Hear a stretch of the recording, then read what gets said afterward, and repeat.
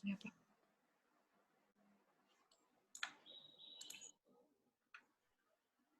Oke, sepertinya ini udah merekam ya. Oke, bagi yang baru masuk, langsung dibuka InDesign-nya ya. Langsung file new. Oke. Ya, saya lanjutkan. Setelah diklik intent print ya, di bawahnya ada number of page. Ini apa? Ini yaitu jumlah halaman. Ya, jumlah halaman yang mau kita kerjakan. Ini sebenarnya nanti bisa ditambahkan, ditambah, dikurangkan sewaktu kita bekerja. Untuk di awal kita bisa isikan 10 ya. Untuk contoh diisi 10. Lalu di sebelahnya ada facing page ya. Apa facing page? Kalau diterjemahkan ke bahasa Indonesia ini bertatap muka gitu ya. Jadi kalau kalian buka sebuah buku gitu ya, itu langsung ada halaman kiri, ada halaman kanan, betul? Nah, itu yang disebut facing page. Jadi saling halaman kiri dengan halaman kanan itu bertatapan, ya, di checklist, ya. Kalau misalnya nggak di checklist, itu nanti tampilannya hanya per halaman, satu halaman, nggak ada kiri, nggak ada kanan, gitu, ya. Enaknya kalau kita lagi mendesain ini, kita nyalakan facing page. Jadi kita tahu, oh ini halaman kiri, ini halaman kanan, gitu ya. Ini nomor halaman kita isi standar 1 ya. Lalu ada page size, ini jenis kertasnya ya. Dari letter, legal, sampai custom ada gitu ya. Saya buat yang kecil aja, A5 ya. A5, langsung ukurannya keluar. Ya, di sini saya satuannya senti, langsung keluar dalam senti. Lalu ada orientation, ya, orientasi. Ini umum lah, seperti di program lain. Ada portrait, ada landscape. Ya, kita pilih portrait, dibuatnya berdiri.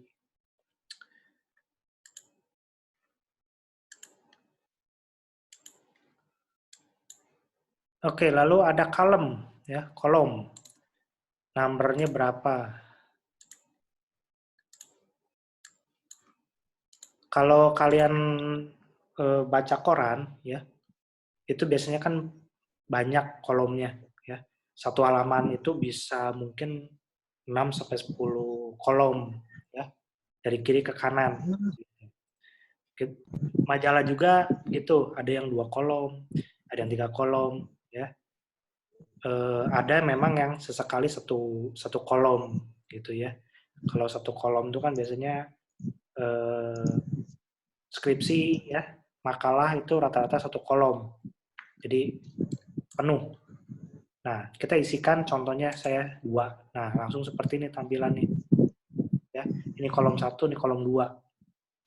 Bersebelahan. Nah, di sini ada jarak ya.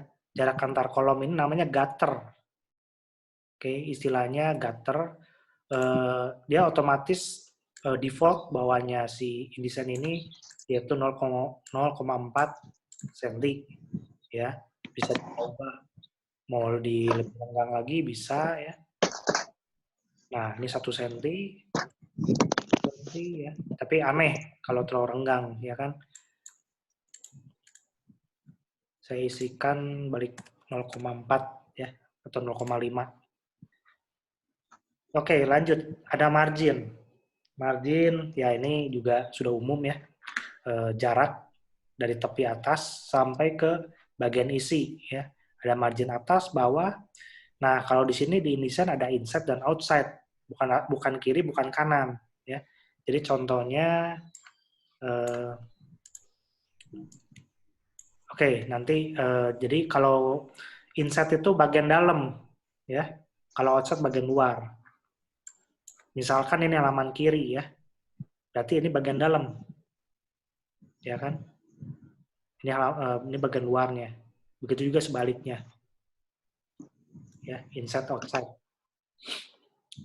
Lalu ada bleed, ada slug. Ini biasanya kalau ke percetakan. Saya isi contoh bleednya 1. Ya, ini linknya nyala. Nah, ini nih. Jarak dari hitam ini, saya zoom. Nggak bisa di zoom ya. Tapi terlihat ya. Jadi garis hitam ini ke garis merah. Ini istilahnya dilebihin gitu ya. Kalau ke percetakan, atau yang kalian pernah bekerja di percetakan, jadi memang kertas itu sengaja dilebihin, ada jarak. Nah, nanti dipotong pakai mesin potong gitu ya. Perlu nggak perlu sih untuk dikasih bleed ini ya. Slug ini nggak perlu lah ya. Oke, kalau sudah kita klik oke. Nah, tampilannya seperti ini ya. Ini ukurannya sudah A5, 2 kolom ya. Tadi marginnya berapa? 1 cm ya, seingat saya 1 cm semua. Nah, ini inside ini ya. Ini inside, ini outside marginnya. Ini tadi bleednya yang dilebihkan.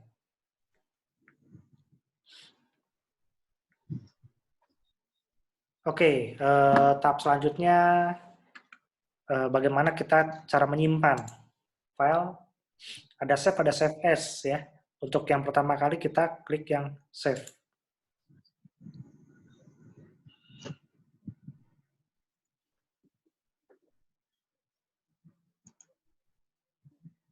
Oke, keluar seperti ini ya. Namanya apa? Saya misalkan kasih namanya latihan ya. Nah, perlu diperhatikan format.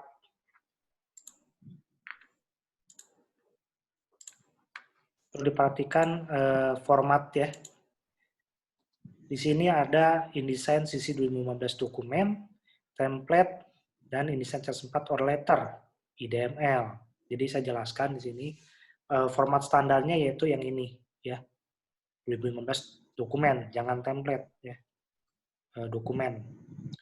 Nah, salah satu InDesign ini khasnya yaitu setiap versinya itu kadang nggak bisa saling buka gitu ya. Kalau kita buat versi tugasnya proyeknya ini di InDesign yang baru ya, kita buka di versi yang lama, dia nggak bisa gitu. Kecuali kita simpan dalam format yang ini IDML ya. Jadi misalkan saya ada proyek ya, saya buat dalam sisi 2015. Kalian memakai format yang lebih lama dari sisi 2015. Misalkan sisi 2010 ya, atau CS4 gitu, atau yang lebih lama lagi CS3. Nah, saya harus menyimpan dalam format CS4 ini, IDML. Baru kan nanti bisa buka. Gitu. Ya. Tapi kalau misalnya saya buat di sisi 2015, kalian pakai versi yang lebih baru, 2020 gitu ya, bisa dibuka. Itulah keunikan dari InDesign. Ya. Tapi kadang bisa merepotkan kalau kalian kerja tim gitu ya. Pengalaman saya dulu di perusahaan kadang ada versinya beda gitu ya. Di sini di kantor saya A sisi 2015, di kantor B yang lebih baru misalnya 2018. Nah, yang dari 2018 mereka harus convert dulu menjadi IDML baru bisa dibuka sama saya. Gitu. Oke. Ya, kalau sudah kita klik save.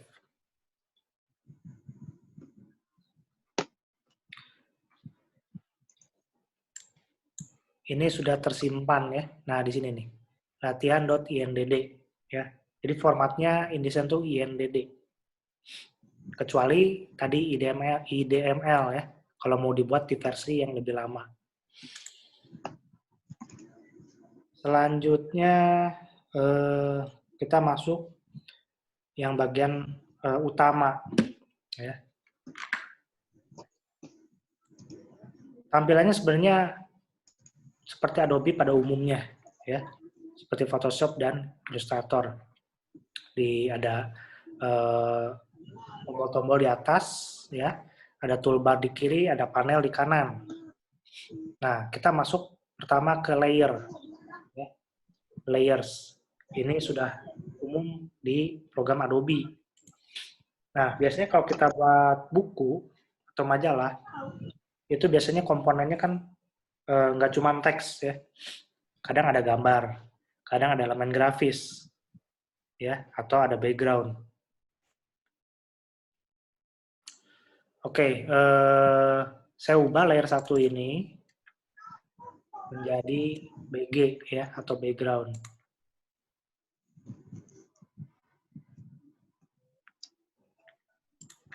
Jadi layer ini isinya nanti background. Akan saya isi dulu, ya. Oke, saya ada pilihan background ini, ya, kayu.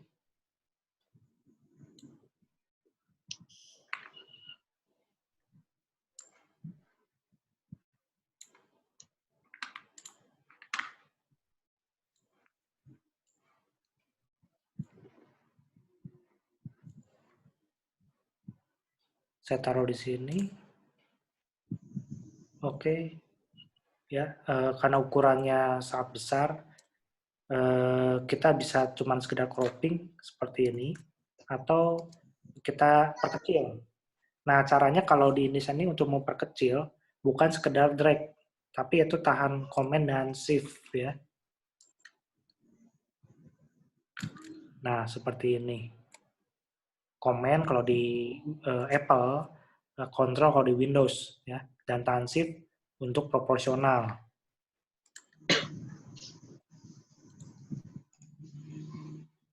Oke, maaf, ini saya cut dulu. Nah, kita klik yang A master. Ya, tadi ada layer, sebelahnya ada page. Ya, ada page, ada A master. Kita double klik yang A master. Nah, saya paste di sini. Oke, nah, keluar tampilannya seperti ini. Jadi saya jelaskan dulu apa itu A master. Ini yaitu template, ya, template yang kita buat. Memang ini kita bisa membuat template, ya. Template-nya pun bisa lebih dari satu. Nanti si bagian dokumen ini otomatis dia akan mengikuti template yang kita buat, gitu, ya. Nah, seperti ini. Ini saya kecilkan opacity-nya. Oke, kurang lebih sekitar 50%. Bisa kita preview, pencet W di keyboard.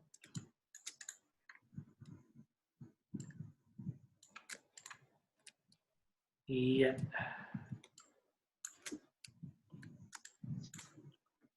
Baik lagi ke layers, ya. Dia ada di layer BG, ya. Kita buat layer lagi. Kita isi di sini teks.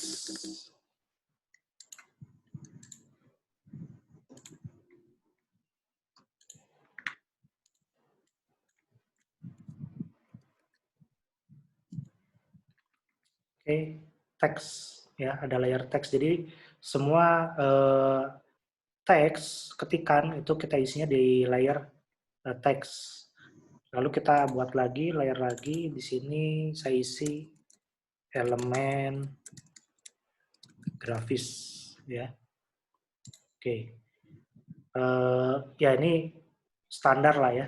Ada BG, ada teks, ada elemen grafis. Kalau misalnya mau tambah layer lain lagi bisa juga, ya, sesuai kebutuhan. Jangan lupa kita save, ya. Kalau belum di save dia keluar tanda bintang di depan ini. Command S, nah sudah, ya, sudah tercopy, ya, sudah tersave. Oke, selanjutnya kita coba masukkan teks, ya. BG-nya bisa kita kunci, ya. Layer BG-nya bisa kita kunci. Ini nggak akan bisa kita geser-geser.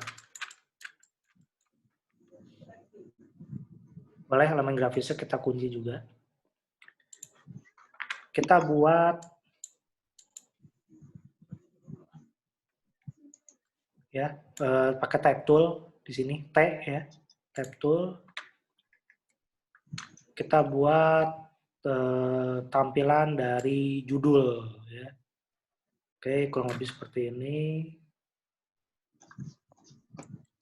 Ketik judul ya. Kita ganti fontnya. Ini sesuai dengan jumlah font yang ada di komputer kalian masing-masing.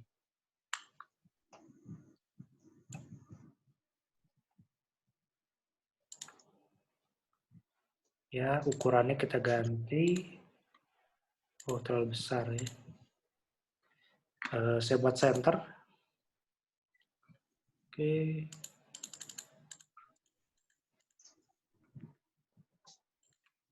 Iya. Ini untuk judul ya. Mungkin ada subbab ya, judul ini atau bab ya.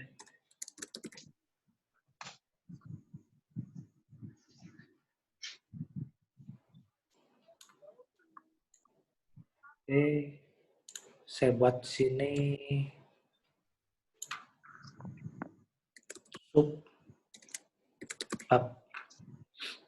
Kita bisa ambil font dari ini gitu ya. Caranya bagaimana? Cari eyedropper. Ini ya, eyedropper tool. Bentuknya seperti pipet. Diklik, arahkan ke font yang kita ambil. Klik. Nah, di sini hilang. Kenapa? Terlalu besar ya. Nah, ini kita mau dia tidak sebesar ini ya. Biasanya subbab lebih kecil dari bab atau judul. Kita double klik, kita perkecil ya menjadi sekitar 14 poin. Saya buat rata kiri ya.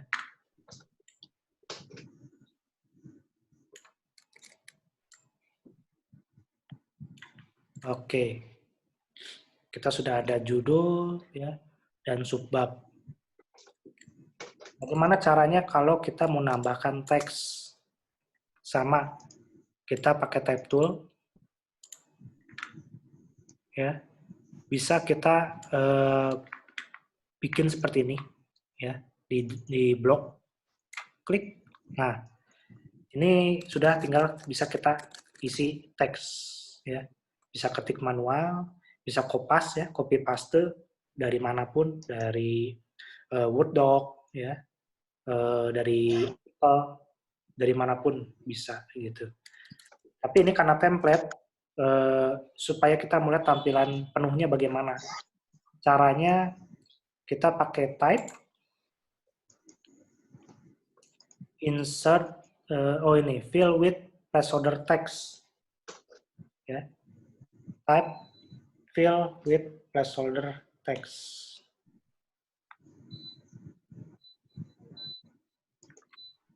Nah, isinya jadi seperti ini. Ini hanya template ya, lorem ipsum.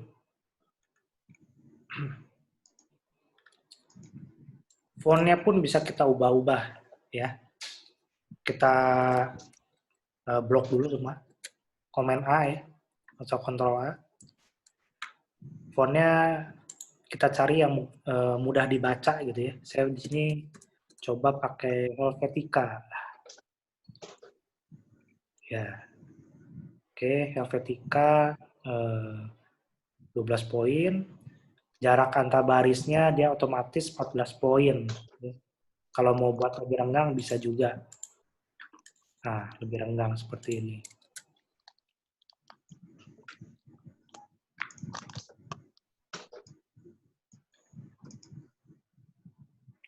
Selanjutnya kita klik window.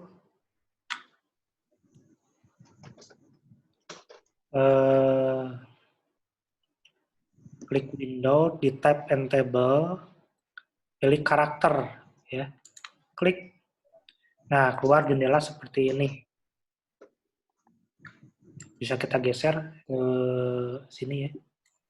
Nah,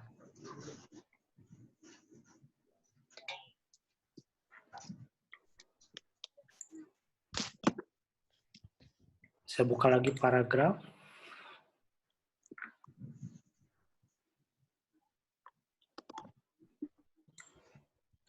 Ya, paragraf ya. Tampilannya seperti ini. Ada hyphen. Hyphennya kita buang, jangan di checklist. Nah, terlihat perubahannya. Yang tadinya ada strip, nah seperti ini ya, for strip, loop tab. Kan nggak enak dibacanya, kita hilangkan. Nah, jadi sambung, for loop tab. Ya. Jadi enak dibacanya, tidak terpotong. Lalu ini line-nya ya, alignment-nya. Kalau saya pakai yang ini deh, justify ya. Jangan full justify, tapi kita sisakan yang bawahnya tetap ada gitu ya. Supaya nggak dipaksain renggang, terlalu renggang gitu.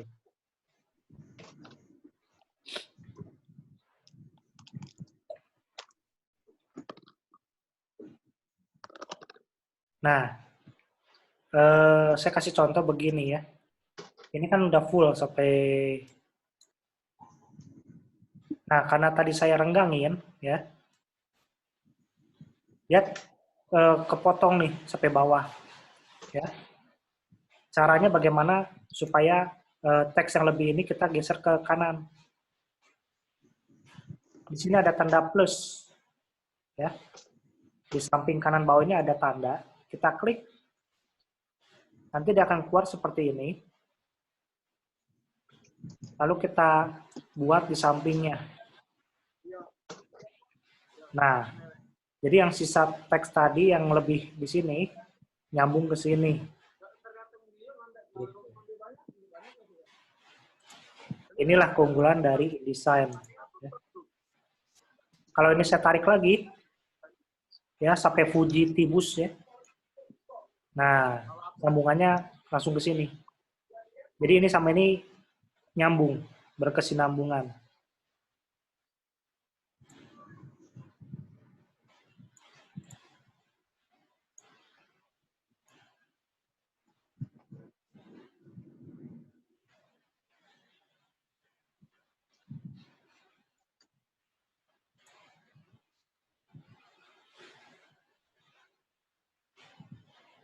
Oke, itu cara menambahkan teks ya. Kita misalnya mau nambahkan ada elemen grafis ya. Layar teksnya kita tutup dulu. Kita buka layar elemen grafis ya. Elemen grafis bisa kita buat dari bentuk ya. Misal saya buat seperti ini ya, bentuk form bebas, ada kotak, ada elips. Di sini saya pakai yang poligon supaya lebih menarik saja lah ya.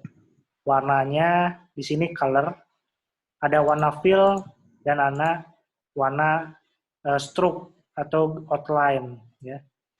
Fill-nya dulu kita isi ya. Mungkin kita kasih warna merah.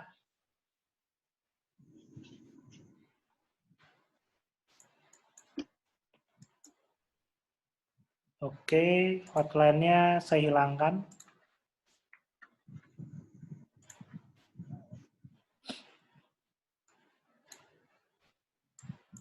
Nah, ini posisinya sebenarnya salah gitu ya. Elemen grafis biasanya di bawah teks. Tinggal kita tarik. Nah, seperti ini. Layar teks ada di paling atas ya.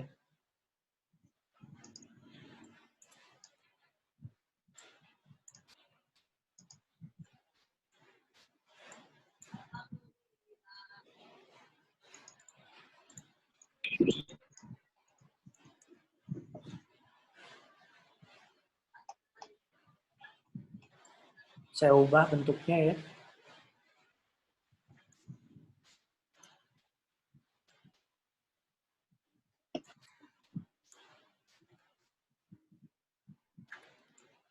Iya, kurang lebih seperti ini.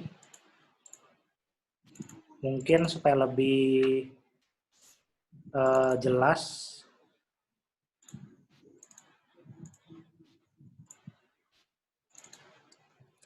kita ganti warnanya jadi warna putih. Ya, seperti ini.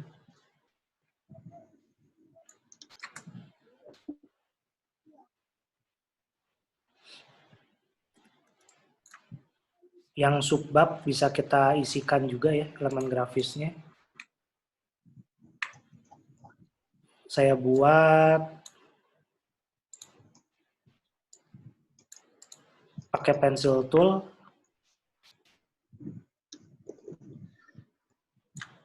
Iya, bentuk seperti ini. Saya kasih warna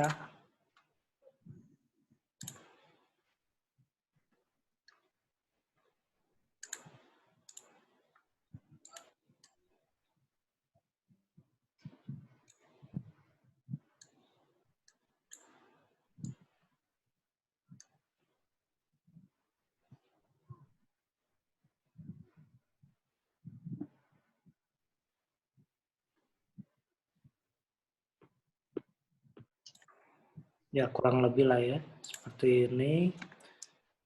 Kita taruh di sini. Saya duplikat. Oke, saya rotate.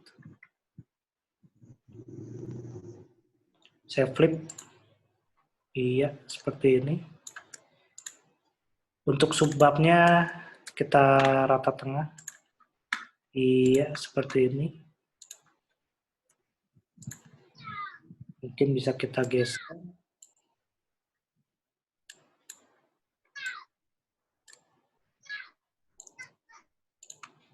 Iya.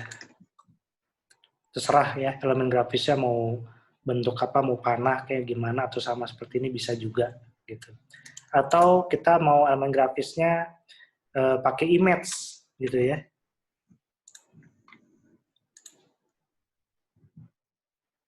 Nah, ini aslinya JPEG gitu ya.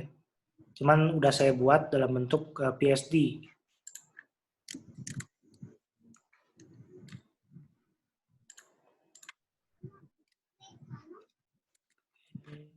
Ya, yang ini saya sudah buat transparan.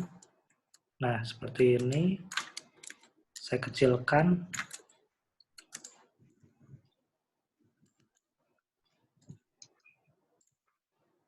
Ini kita geser dulu.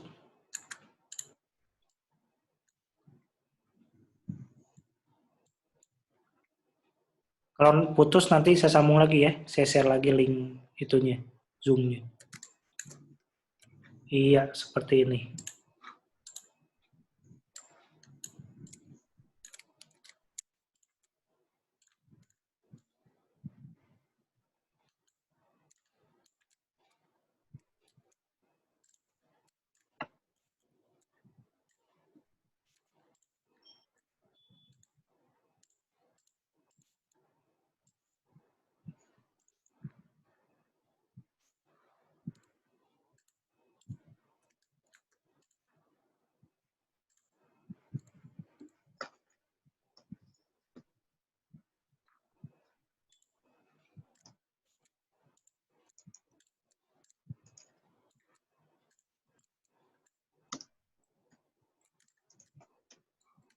Iya.